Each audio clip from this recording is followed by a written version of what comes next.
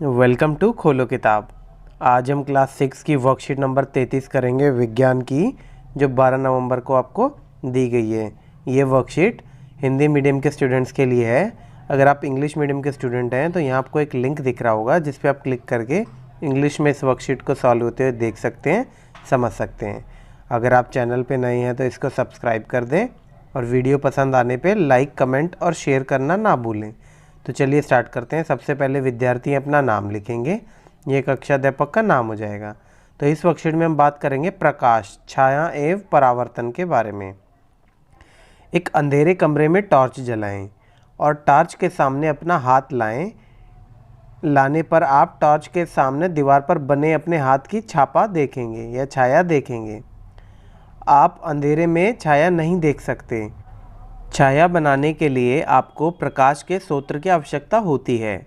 जब प्रकाश का मार्ग किसी वस्तु द्वारा बाधित या अवरुद्ध होता है तो वस्तु के पीछे के क्षेत्र में अंधेरा रहता है, क्योंकि प्रकाश उस क्षेत्र तक नहीं पहुंचता है।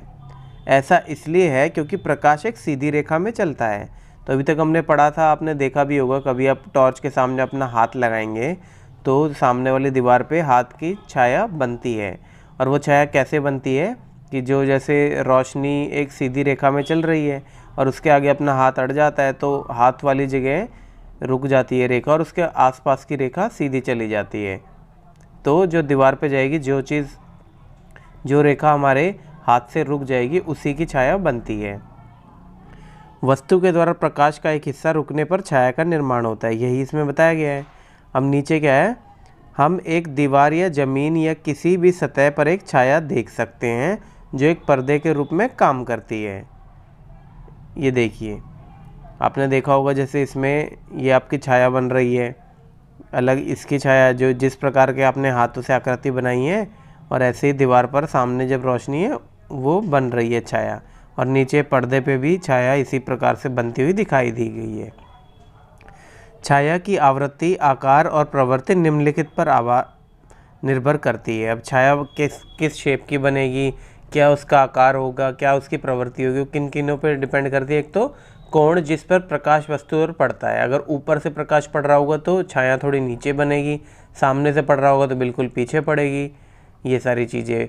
और क्या है, वस्तु और स्रोत का आकार, उसका आकार क्या है, वस्तु का आकार क्या है, जिस आकार की वस्तु होगी उसी प्रकार का छाया भी बनेगी। और इसी प्रकार स्रोत भी, जो रोशनी का स्रोत क्या है, वस्तु और प्रकाश स्रोत के बीच की दूरी, इस पर भी निर्भर करता है। जितनी दूर होगा उसकी छाया भी उतनी ही दूर बनती है, और जितना पास होगा उतनी छाया भी उसके पास ही बनेगी। पर्दे और वस्तु के बीच की दूरी पे भी ये निर्भर करता है कि कितनी दूर आपका पर्दा है और वस्तु से। कोण जिस पर प्रकाश वस्तु पर पड़ता है, यदि हम दिन के समय एक पेड़ की छाया का निरीक्षण करते हैं तो हमें ध्यान देंगे कि छाया की लंबाई समय के साथ बदलती रहती है। एक पेड़ की छाया दोपहर में सबसे छोटी होती है और सुबह और शाम को सबसे लंबी होती है। इस तथ्य ने पुराने समय में लोगों को जानने में मदद की कि क्या समय हो रहा है।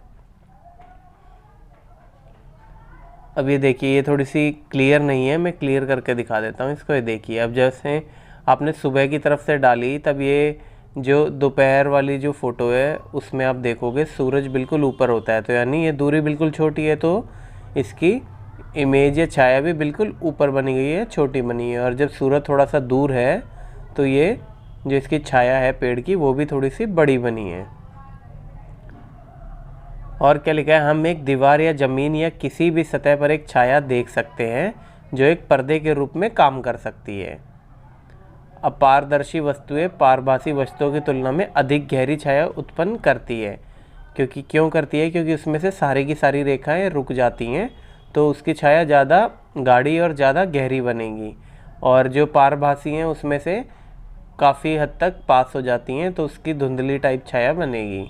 एक अपारदर्शी वस्तु प्रकाश को पूरी तरह से रोक देती है, जबकि एक पारभासी वस्तु प्रकाश को आंशिक रूप से गुजरने देती है। इसी वजह से अपारदर्शी वस्तु पर जब प्रकाश पड़ेगा तो उसकी छाया अधिक गहरी बनती है जब हम उसको कंपेयर करें पारभासी वस्तु से। एक पारदर्शी वस्तु शायद या किसी भी छाया का निर्माण करती है, क्योंकि यह प्रकाश को माध्यम से गुजरने में बाधा नहीं डालती है। पारदर्शी है तो उसमें से तो बहुत सारा पारदर्शी मतलब उसमें से तो ज़्यादा से ज़्यादा वो निकल ही जाएंगे, ऑलमोस्ट सारी ही निकल जाती हैं सूर्य की जो किरणें हैं स्रोत की।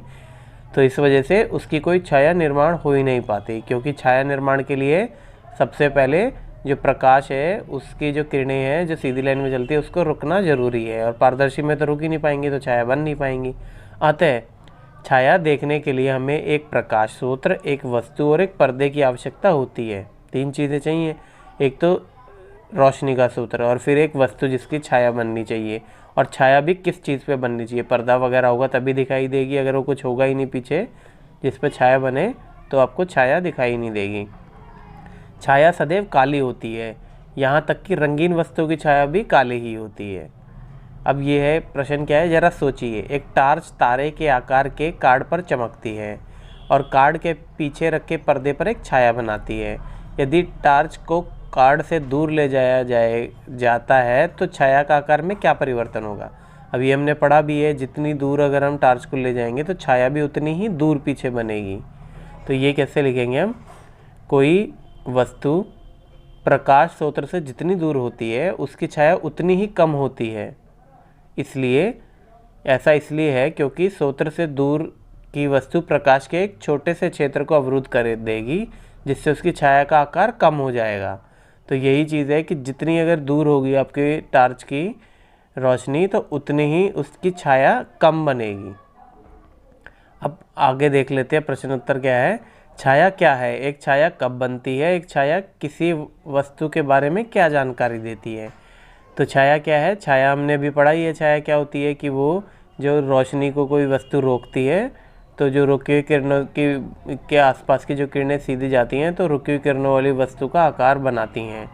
तो यही सब हम लिखेंगे। किसी प्रकाशीय स्रोत के सामने एक अपारदर्शक वस्तु रखने पर प्रकाश की किरणें वस्तु को पार नहीं कर पाती है, जिससे वस्तु के पीछे एक अंधकार भाग दिखाई पड़ता है, जिसे हम छाया कहते हैं।